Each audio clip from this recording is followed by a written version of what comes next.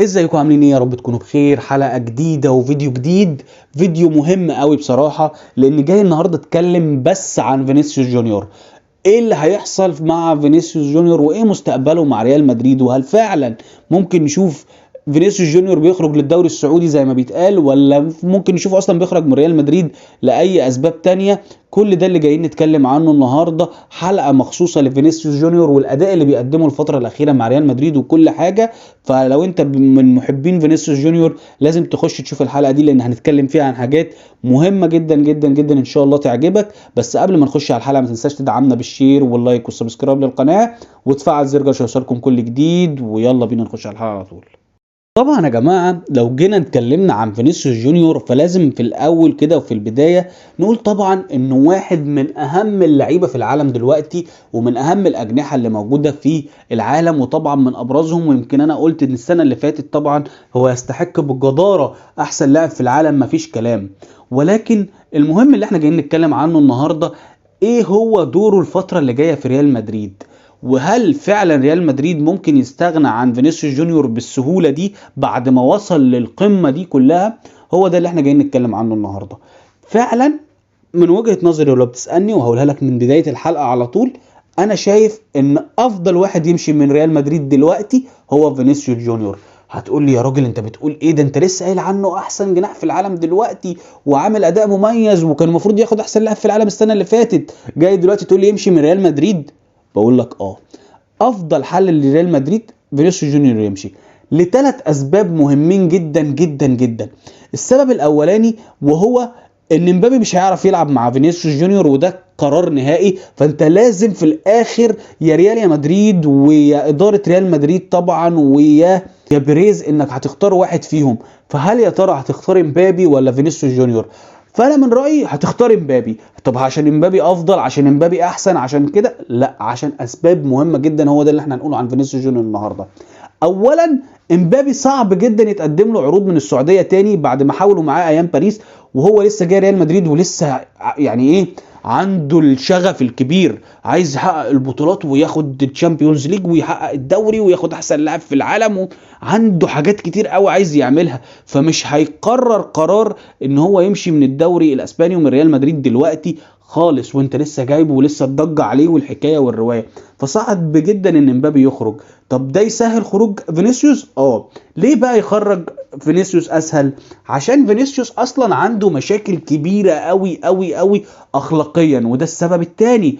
اهم سبب هو الاخلاق بتاعت فينيسيوس جونيور. عامل مشاكل كبيره لريال مدريد ومحيرهم معاه، بدايه طبعا من موضوع العنصريه. وطبعا انا معاه جدا لان اللون ده حاجه بتاعت ربنا سبحانه وتعالى مش بتاعت حد، فمحدش ليه حد في الدنيا كلها انه يعلق حتى لو تعليق صغير بشكل غير مقبول على لونه او بشرته. ولكن هو بياخد اجراءات وتفاعلات يعني خطيرة جدا، وبتحط دايما ريال مدريد في مشكلة وبتعمل أزمة. غير ان هو في الملعب بيتأثر جدا بالمواضيع دي وبيخرج عن حالته. غير بقى مواضيع طبعا العنصرية، هو اصلا من النوع اللي مش بيعرف يتمالك اعصابه بقى بغض النظر، ودايما بنشوفه في مشادات مع اللعيبة وفي مشاكل وفي عراكات وبتاع، وداخل يعمل قصص وحوارات وبتاع. ففينيسيوس جونيور مش اللاعب المتماسك، مش زي مبابي. بقى مبابي عنده الكاريزما والشخصيه وبتاع، وبيعرف امتى يتقل وامتى ينفعل وامتى يدي قرارات وبتاع.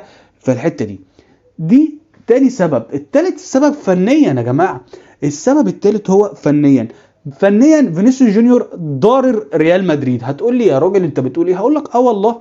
اولا مبابي بيلعب ناحيه الشمال وهي دي الحته المفضله بتاعته، وطلب رسميا ويعني بشكل شخصي جدا ان هو عايز يلعب في مكانه، وهو مش حابب يلعب في حتة المهاجم دي.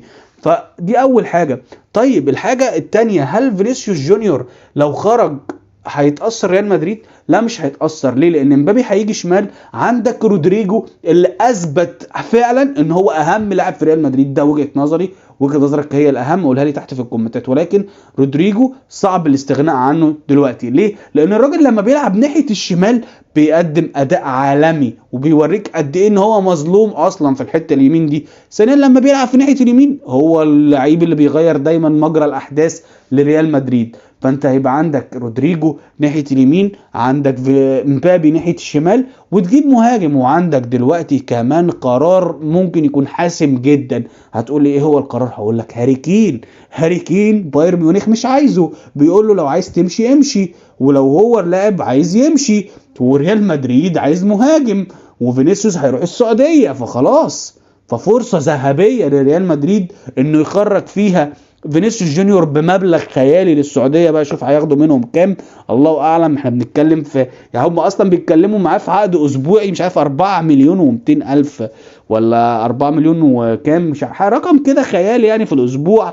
فاللي هو يعني ربنا ييسر له الحال، فاهم؟ ولكن انت بتتكلم في رقم خيالي. شوف بقى يدفعوا فيه كام عشان ياخدوه من ريال مدريد، فهيدفعوا رقم اللهم صل على النبي يعني. فريال مدريد هيستفيد بيه جدا جدا جدا، وهيروح يجيب بيه هاري كين، وهيدعم كمان صفوفه، ويروح يجيب باك بقى بدل الفونسو ديفيز. جدد مع البايرن خلاص، لو انت ما تعرفش المعلومه دي لازم تكون عارفها. الفونسو ديفيز جدد مع البايرن ومش هيروح ريال مدريد، عشان انت بس ايه ما تحلمش خلاص. هو ارنولد، ولسه في كلام كمان ان ارنولد ممكن يجدد مع ليفربول على فكره، والكلام ده كتر قوي الفتره الاخيره ان ارنولد في كلام تاني مع اداره ليفربول، وفي كلام كبير كمان. فيعني لسه مش متاكدين قوي من حته برضو ارنولد دي، ولكن يعني ماشي، ارنولد اسهل، سكته سالكه شويه.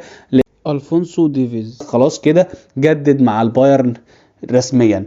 فطبعا هنا انت هتستفيد ماديا، هتستفيد اعلانيا، خلاص بقى عندك نجم واحد هو اللي في الصوره، هو اللي في الواجهه، بدل ما هما الاثنين عمالين يتعاركوا مع بعض، انا الاهم انا الاهم انا الفيرود. وزي ما قلت لك ان على المستوى الاداء ففينيسيوس مضر جدا لريال مدريد، وشايفينه الفتره الاخيره دي مقدم اسوأ فتره لفينيسيوس من فتره كبيره. الراجل مش مؤثر خالص، وجوده عامل مشكله للفرقه، اصلا ما بيعملش اي اضافه للفرقه خالص الفتره اللي فاتت. يمكن اخر 3 ماتشات ما شفناهوش مع انه كان بيلعب، اخر ماتشين بالذات دايما هو اللي بيعطل الهجمه، دايما هو اللي بيأخر الفرقه، دايما هو اللي عنده يعني الكره تبقى ماشيه بسرعه بسرعه بسرعه. وطبعا لو مش متابع بقى حلقاتنا، دايما بنعمل حلقات لريال مدريد وملخصات للماتشات، ممكن تروح تتفرج عليها هتعجبك جدا ان شاء الله، وبرضه تقول لنا رايك فيها تحت في الكومنتات. فيعني الراجل معطل الفرقه اساسا، معطلها جامد. انا شايف ان فينيسيوس جونيور هو افضل حل للخروج من ريال مدريد، وهو ده الحل الامثل. فبصراحه شايف ان فينيسيوس جونيور ممكن تكون نهايته قربت مع ريال مدريد، ولكن لما تيجي تسالني تقول لي هل بالسهوله دي، هقول لك بصراحه هي مش بالسهوله دي، وصعبه جدا، وهيتاخد فيها قرارات يعني مصيريه جدا. ولكن مع الضغوطات بتاعت السعوديه، ومع الضغوطات من امبابي، ومع شكل الفريق اللي يعني شكله مش حلو خالص طبعا، حتى مع الانتصارات، وحتى وهو متصدر الدوري، وحتى هو لو اتأهل على حساب مانشستر سيتي وكل الكلام ده، حتى كل ده لو حصل فبرضه ريال مدريد مستواه مش حلو، مستواه مش جيد. فيعني ده قولا واحدا يعني. فطبعا فينيسيوس جونيور خروجه، انا شايف بصراحة من وجهة نظري لو هيفضل الفرقة في الوضع اللي احنا شايفينه بيه ده، وما جاش مدرب بقى غير انشيلوتي، يعني انشيلوتي خلاص من الواضح ان هو مش عارف يعمل توليفة موفقة ما بين اللعيبة دي، خلاص الموضوع منتهي. لان من بداية الموسم لحد دلوقتي هو مش عارف، هو عمال يعك ويليس وكله كويس وماشية الدنيا معاه كده ايه بدعاء الوالدين، انما حرفيا هو مش عارف يعمل توافق. اللعيبه بقى له هو يعتبروا داخلين في السنه في الفرقه مع بعض، ومفيش اي تجانس، ومفيش اي يعني روح رياضيه كده موجوده. بيبان ان هم بيسلموا على بعض وهي وبنبصي لبعض وبتاع، بس هي في الحقيقه باينه قوي ان هم لا مش جايين مع بعض سكه يعني، ولا فينيسيوس ولا مبابي بصراحه. ففي الاخر برضه هتوصل لمرحله ان انت لازم واحد فيهم بس اللي يكون في الفرقه، لان لو فضلوا الاثنين يعني ريال مدريد هيبقى وحش قوي الفتره اللي جايه. فيا اما تجيب مدرب يقدر ان هو يعدل الهيكل ده ويعمل منظومه مناسبه للكل، يا اما هتضطر ان انت تمشي واحد فيهم. وفي الحاله دي اعتقد ان فينيسيوس هو اللي هيخرج، حتى لو مش للسعوديه فهيخرج لاي فريق في اوروبا، ومش بعيد ممكن نشوفه في مانشستر سيتي مثلا، او نشوفه في ليفربول، او نشوفه في اي فرقه من الفرق الكبيره. ده كله متوقع جدا جدا جدا الفتره اللي جايه، وده اللي بقى هيبينه بقيه الموسم، وهنشوف الكوره هتودينا لفين. دي كانت حلقه سريعه كده حبيت اعملها لكم، يا رب تكون الحلقه عجبتكم. ما تنسوش تدعمونا بالشير واللايك والسبسكرايب للقناه، وتفعلوا زر الجرس عشان يوصلكم كل جديد. بشكركم جدا وسلام.